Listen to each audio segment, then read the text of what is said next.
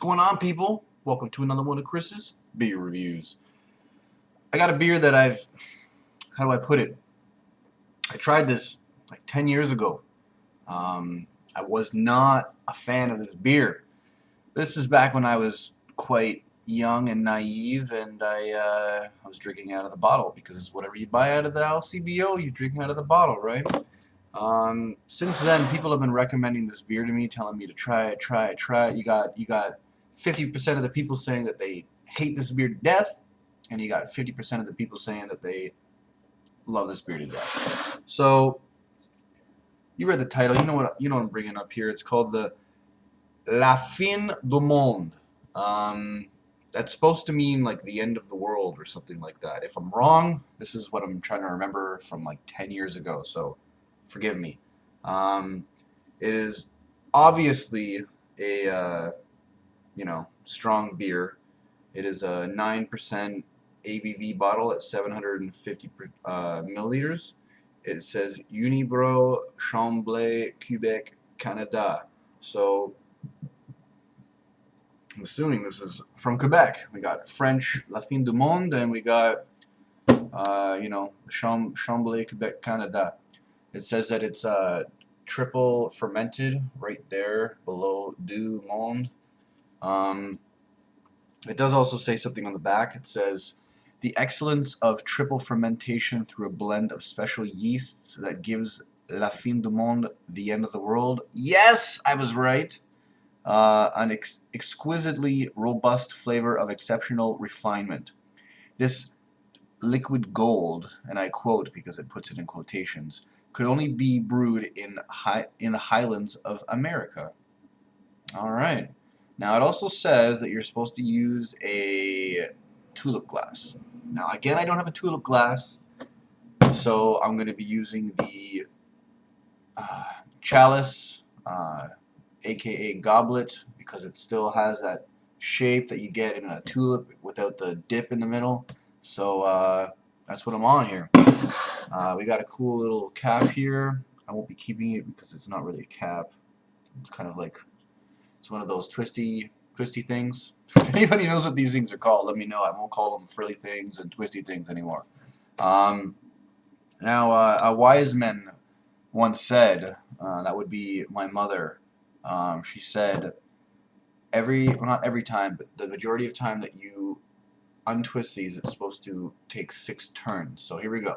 1, 2, 3, 4, 5, 6. Done. Now you got you didn't see it before, but there's like a little bit of wheat in between the corn. You can't see it. We also have Unibroue written on the cap there. You can barely see it, but it says Unibroue. Yeah, I'm ready to pop this baby. Hey! You guys ready? Here goes. Oh. Almost. Here goes. what a little whiskey pop. Smells good. You know, it actually smells kind of floral, which, I loved in high school. So this is strange. I'm trying this for the first time in about 10 years.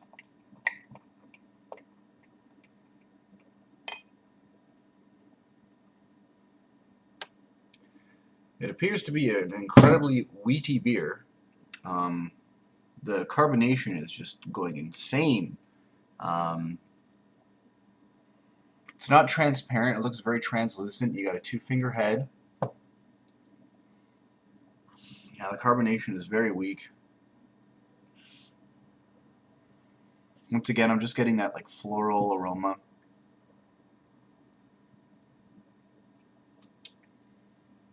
Oh yeah.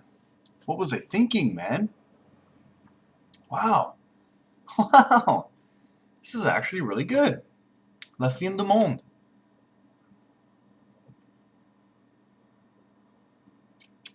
To be honest with you, I was kind of scared of this. Now, this could be the difference right here. In high school, drink it out of a bottle. You don't know anything, right? You're You're 18, you're 19, you're drinking it out of a bottle because everything in LCBO is out of a bottle.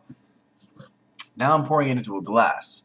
I saw the crazy volumes of yeast churning within as soon as I poured it into the glass, and I'm using a glass that is as similar to a tulip glass as possible, and I'm getting all of those floral aromas, and I'm getting the yeast tastes. I'm getting another one of those beers, not very much lace, until I put it right back after my sip. Wow, that's really good. This is a 750 milliliter bottle. I don't expect to finish this all on camera. I just did another beer review today, and of course, I cleared my palate with some bread and some crackers. It's usually the way to go. That's why the floral tastes are really kicking me between the legs right now. It's amazing.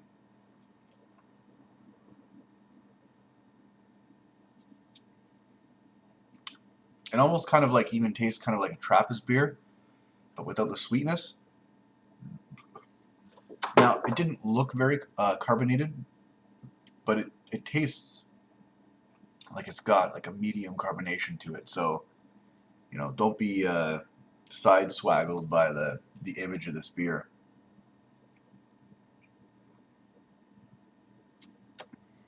It's funny because the more and more I drink it, the less and less I taste that floral hoppy taste.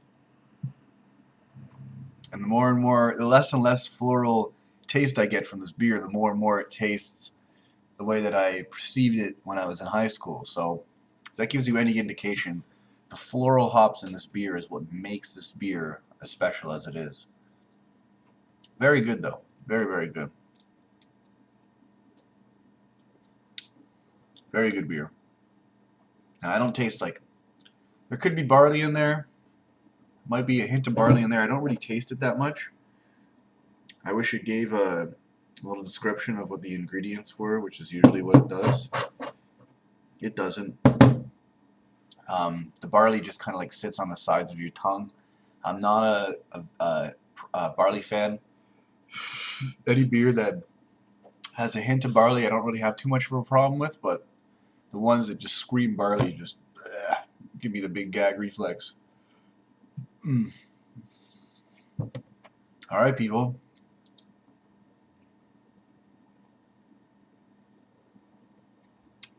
I do recommend that people try this beer. Don't drink it out of the bottle. Make it nice and cold. Pull out the cork, pour it in a glass. I don't recommend pouring it in, your regular glass. If you don't have any beer glasses, if you at least have a fat glass that's fat at the bottom all the way up to the top, pour it in there. That's where you're going to get your aromas. That's where you're going to get your flavor. That's where you're going to get your experience.